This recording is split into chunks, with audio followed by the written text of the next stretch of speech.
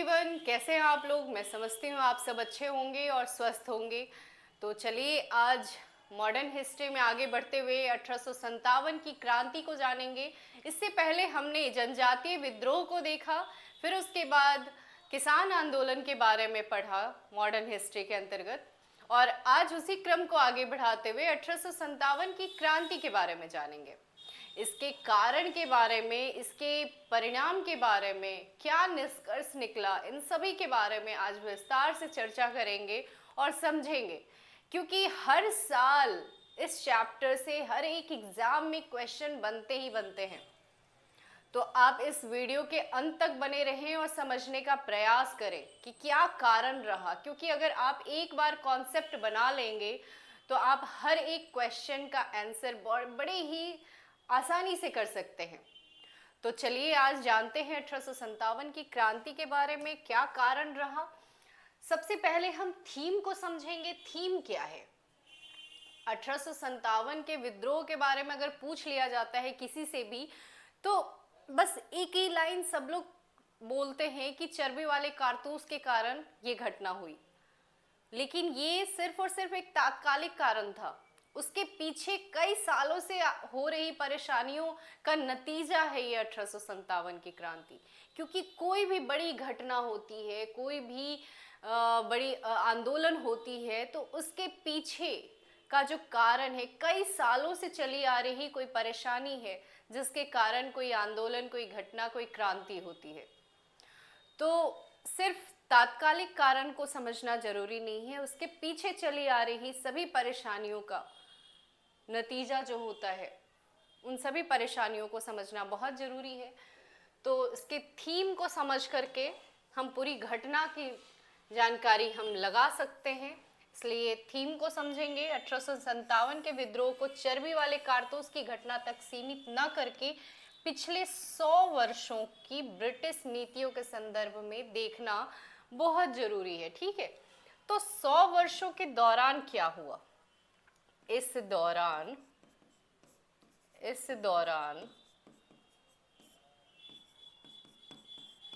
British नीतियों के कारण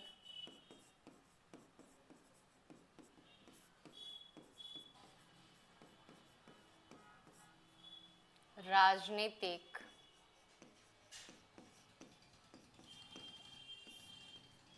आर्थिक,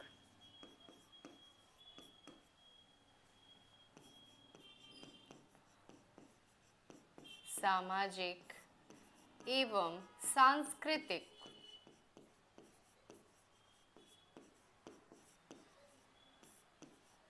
रूप से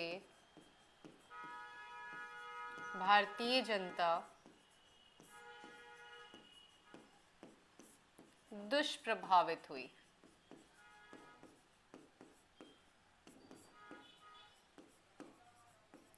और यही कारण रहा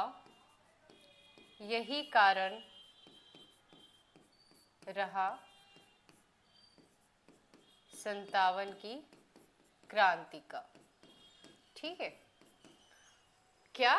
राजनीतिक, आर्थिक, सामाजिक और सांस्कृतिक कारण जिससे भारतीय जनता काफी दुष्प्रभावित हुए, और उसी के कारण नतीजा क्या निकला? 1857 की क्रांति, जो बहुत ही बड़े स्तर पे हुई और इसे पहला भारतीय स्वतंत्रता संग्राम के रूप में जाना जाता है। तो हम कारण को समझेंगे, क्या कारण है, पॉइंट के रूप में हम जानेंगे और समझने का प्रयास करेंगे। तो राजनीतिक कारण के रूप में हम सबसे पहले समझेंगे राजनीतिक कारण क्या है। ब्रिटिश सत्ता की स्थापना से भारतीय शासक वर्ग एवं उनके आश्रितों की राजनीतिक शक्ति शून्य हो गई। जब ब्रिटिश सत्ता की स्थापना हुई, औपनिवेशिक शासन की स्थापना हुई हमारे इंडिया में, उससे क्या हुआ कि हमारे इंडिया के जो शासक हुआ करते थे वो सभी की शक्तियां क्षीण हो गई, शून्य हो गई, और वो लोग ब्रिटिशर्स के ऊपर आश्रित हो गए। तो इस प्रकार वो सभी शासक वर्ग अपनी शक्ति को वापस पाने के लिए इस विद्रोह में शामिल होते हैं और फिर शुरुआत होती है लड़ाई की। तो इसमें शासक वर्ग किस प्रकार से परेशान होते हैं, इसमें दो नीति काम करती है जो बहुत ज़्यादा शासक वर्ग को परेशान करती है। सबसे पहला तो वेलेजली का सहायक संधि होता है। वेलेजली का सहायक संधि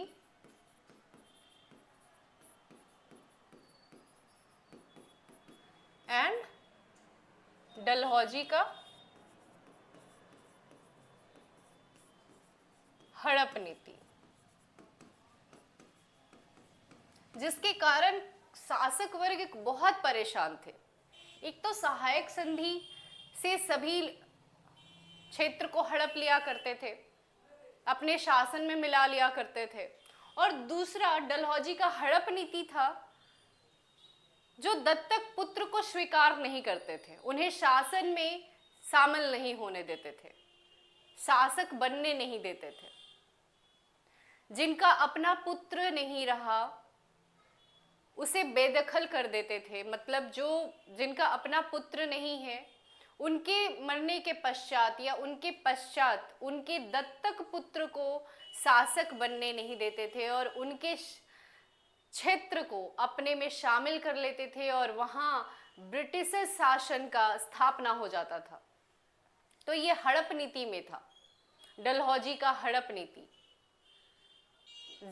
जिसमें सबसे ज़्यादा प्रभावित हुई रानी लक्ष्मीबाई, जिनके पति की मृत्यु के बाद इनके गोद लिए हुए पुत्र को शासक बनने नहीं दिया गया और रानी लक्ष्मीबाई जो महिला थी उन्हें भी शासक नहीं बनने दिया गया और वहाँ पे ब्रिटिश की स्थापना, ब्रिटिश नीति की शासन की स्थापना वहाँ पे की गई, जिसके कारण रानी लक्ष्मीबाई इस विद्रोह में शामिल हुई और वो इस नीति को स्वीकार नहीं कर पा रही थी, नहीं स्वीकार की और अंततः उन्होंने इस विद्रोह में अपनी जान गंवा दी। और इसी प्रकार नाना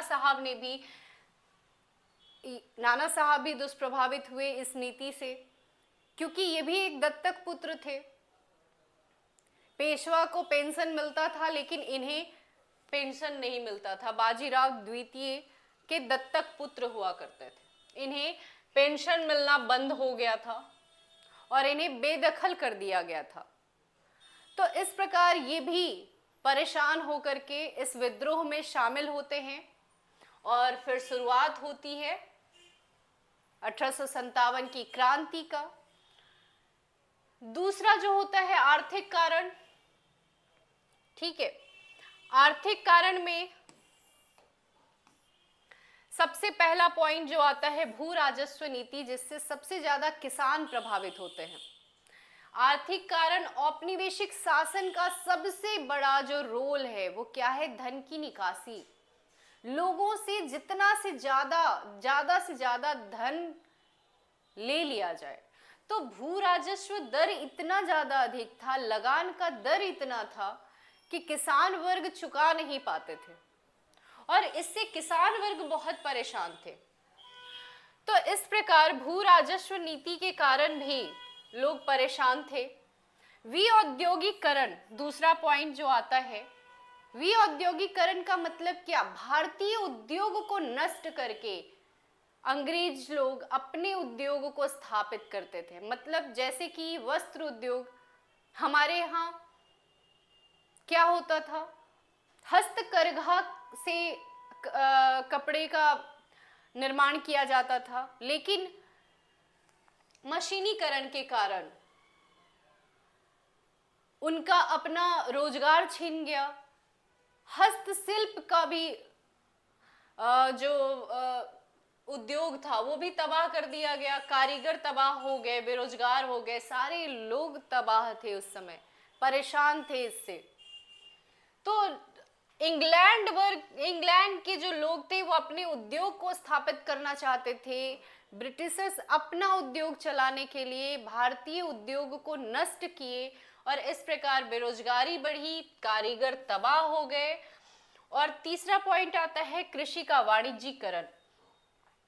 कृषि का वाणिज्यिकरण का मतलब क्या है कि बड़े स्तर पे वाणिज्यिक रूप से कृषि करना।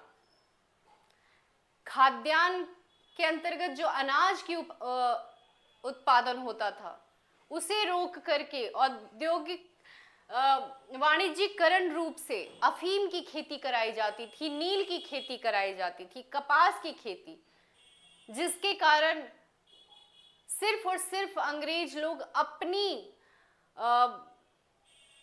जो काम आसान करना चाह रहे थे। उन्हें कच्चा माल चाहिए था, किसान को अपने लिए उपयोग करते थे और इस प्रकार उन लोगों से अनाज की जगह जो वाणिज्यिक रूप से खेती होती थी उनका उत्पादन करवाते थे। तो इस प्रकार किसान तबाह हो रहे थे, क्योंकि कभी अकाल पड़ा तो अकाल की स्थिति में उनके पास अनाज नहीं होता था अपना पेट पालने के लिए। वो परेशान रहते थे क्योंकि अनाज का उत्पादन तो वो कर ही नहीं रहे हैं। वो कर रहे हैं कपास की खेती कर रहे हैं, नील की खेती कर रहे हैं, अफीम की खेती कर रहे हैं। वो खाने के लिए तो नहीं है ना, खा नहीं सकते हैं। तो इस प्रकार किसान वर्ग बहुत ही परेशान थे इस नीति से, वाणिज्यिकरण के कारण। उसके बाद धन की निकासी, जो व्यापक प्रभाव पड़ा, जिसके कारण गरीबी, अकाल, भुखमरी की समस्या उत्पन्न हुई। धन की निकासी से बड़े स्तर पे भारतीय भुखमरी की स्थिति में आ गए, बेरोजगार हो गए, अकाल की स्थिति उत्पन्न हुई।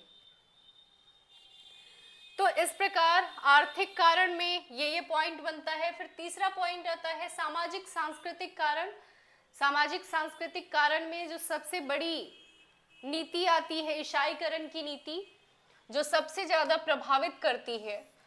जो सबसे पहले 1813 में एक नीति आती है, एक्ट 1813 एक्ट पारित कर ईसाई मिशनरियों को भारत आगमन की छूट दी जाती है और ईसाई मिशनरी भारत आते हैं और लोगों को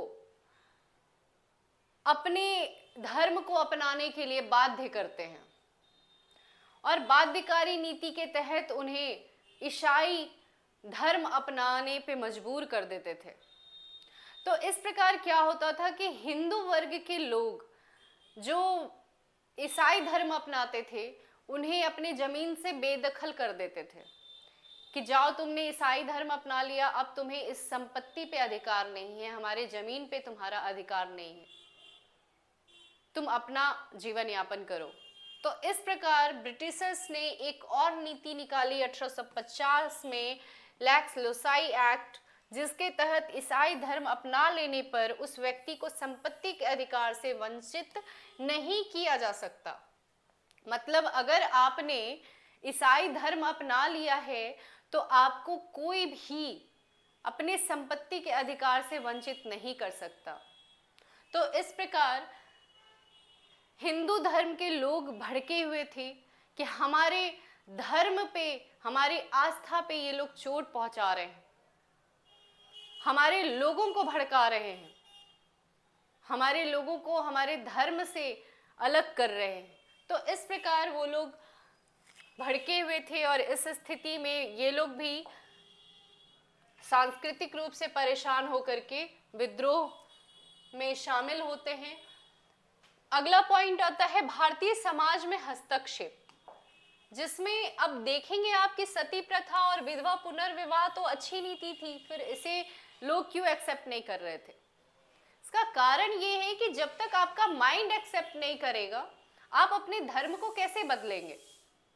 आपके घर में कोई परंपरा चली आ रही है पूर्वजों से, आप अचानक से किसी के कहने पे आप बदल नहीं देंगे, किसी के नीति आ जाने पे बदल नहीं देंगे। आप जब तक एक्सेप्ट नहीं करेंगे तब तक आप नहीं बदल सकते। आपको जब तक खुद नहीं खराब लगेगा कि हमारा ये जो परंपरा है ये गलत है, तब तक आप उसे नहीं बदल सकते, क्योंकि ये आपके धर्म पे चोट पहुंचा रहा है।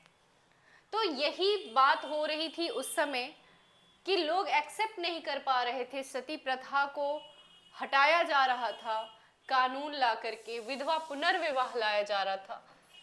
तो इस प्रकार लोग परेशान थे, इस नीति को अपना नहीं पा रहे थे और अपने धर्म पे वो चोट समझ रहे थे, क्योंकि जब तक समाज से कोई चीज की शुरुआत नहीं होती है तब तक कोई थर्ड पार्टी आकर के उस पर लागू नहीं कर सकता।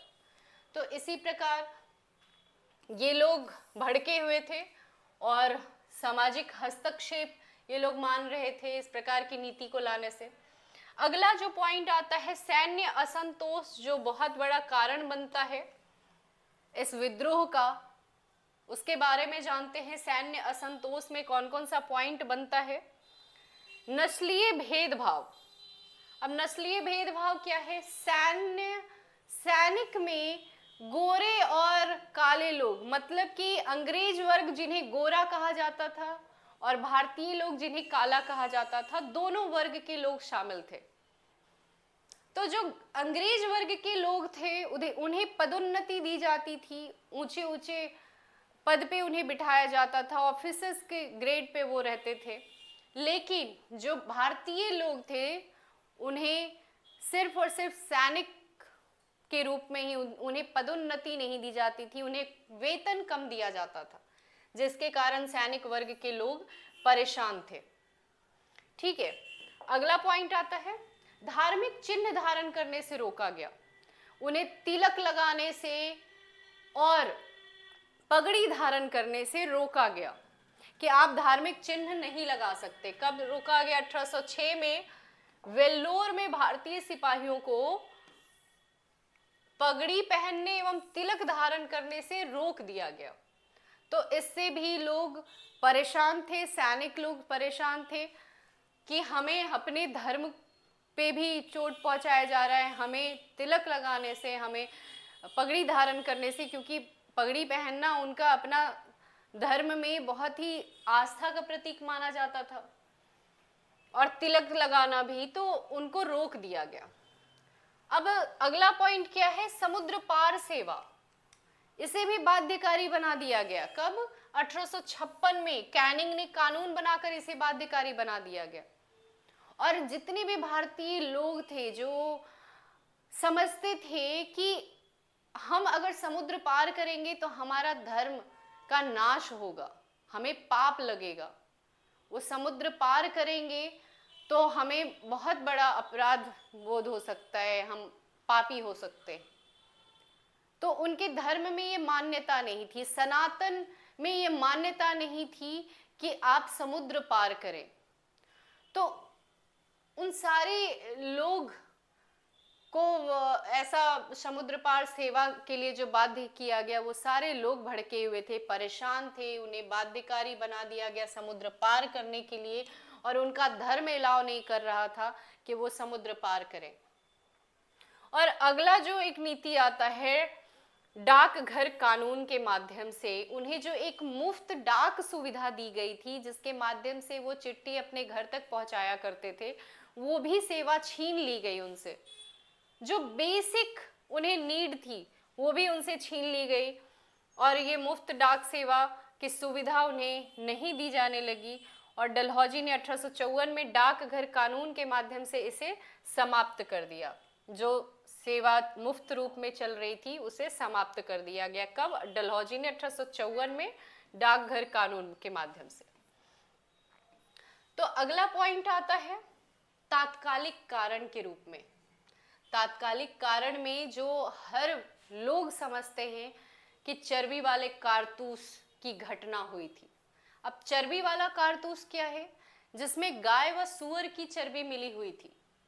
गाय व सूअर, गाय का चर्बी हिंदू के लिए निषेध था और सूअर की चर्बी मुस्लिम के लिए निषेध था, और दोनों वर्ग के लोग सैनिक छावनी में थे। और उन्हें जब पता चलता है कि ये दोनों चर्बी कारतूस में मिले होते हैं तो वो काफी परेशान होते हैं, भड़कते हैं, और विद्रोह में उत्पन्न होता है। और सबसे पहला जो विद्रोह वहां पे आपने सबने जाना है कि मंगल पांडे ने इसकी शुरुआत करी।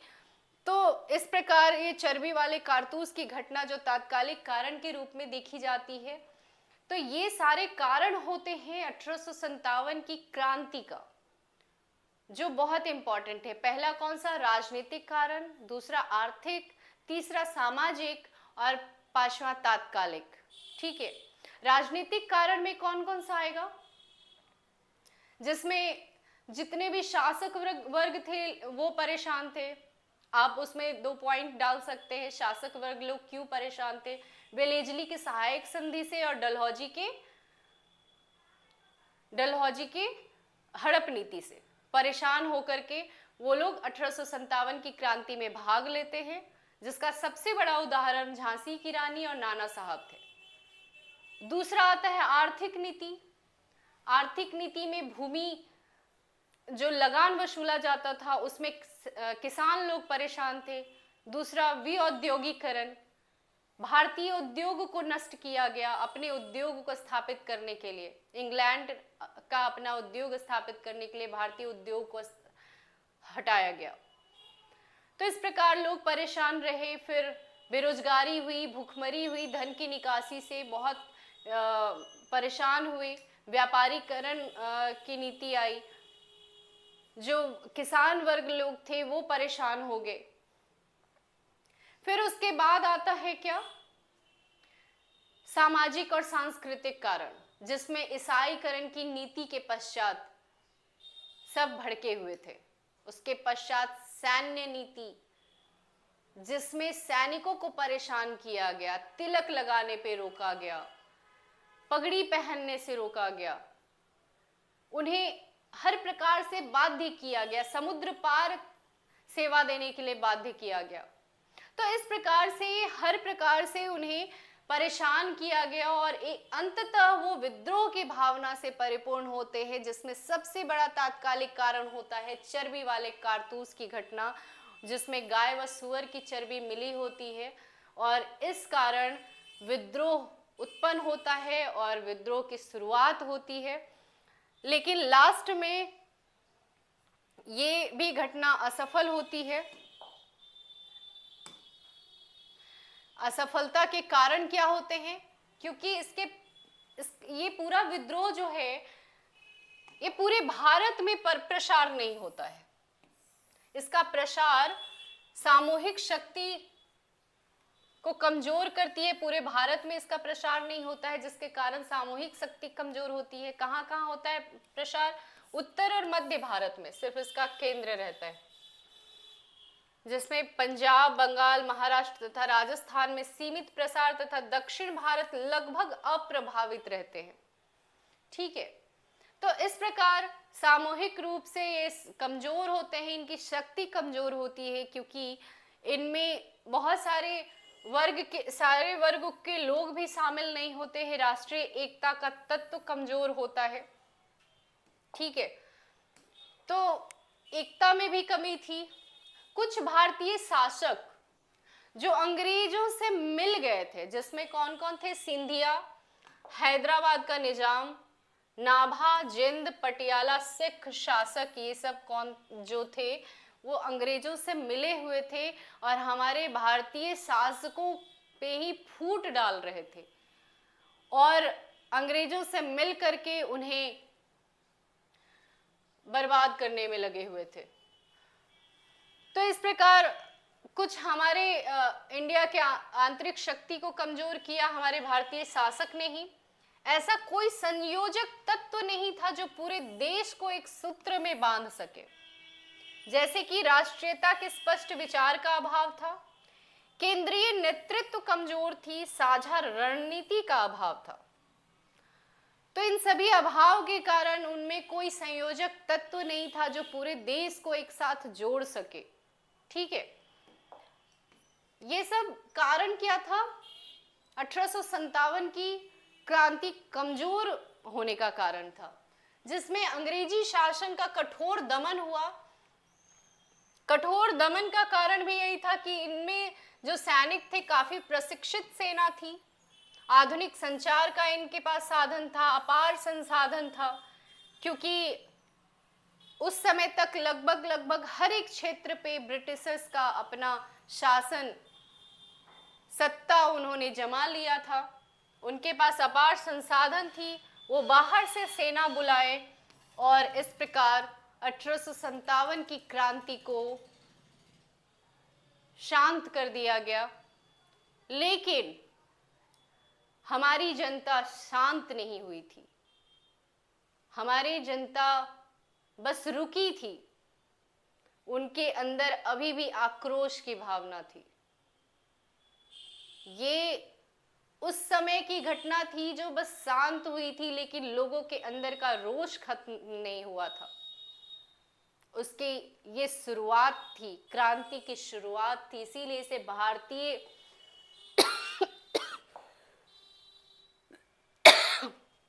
फर्स्ट मूवमेंट इसे बोला जाता है, इसीलिए, क्योंकि ये सिर्फ और सिर्फ शुरुआत है।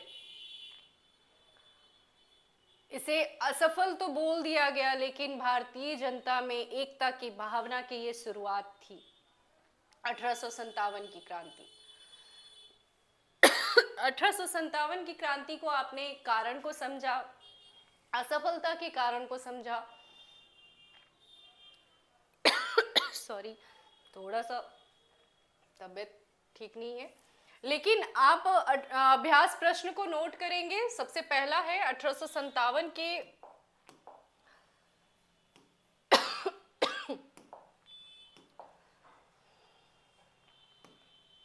1857 के विद्रोह की असफलता के कारणों की विवेचना कीजिए। ये आप जो क्वेश्चन है इसको नोट डाउन करें और लिखें, लिखने का प्रयास करें। जितना अधिक आप लिखेंगे उतना ज़्यादा आपका प्रैक्टिस मजबूत होता चलेगा, आप अच्छा स्कोर कर सकते हैं। तो इस क्रांति को आप बड़े ध्यान से समझें। जितने भी फैक्चुअल डाटा है, पीटी का भी क्लास स्टार्ट करेंगे तो उसमें फैक्ट्स हम आप लोगों को नोट कराएंगे। अभी आपको हम कॉन्सेप्ट बता रहे हैं, क्या कारण रहा, क्यों असफल हुआ, ये आप कॉन्सेप्ट को बनाएं, उसके बाद समझें। तो ये आपका 1857 की क्रांति का पूरा विस्तार से विश्लेषण रहा। तो चलिए, अगर आपको वीडियो पसंद आता है तो आप चैनल को सब्सक्राइब करें, लाइक करें। धन्यवाद।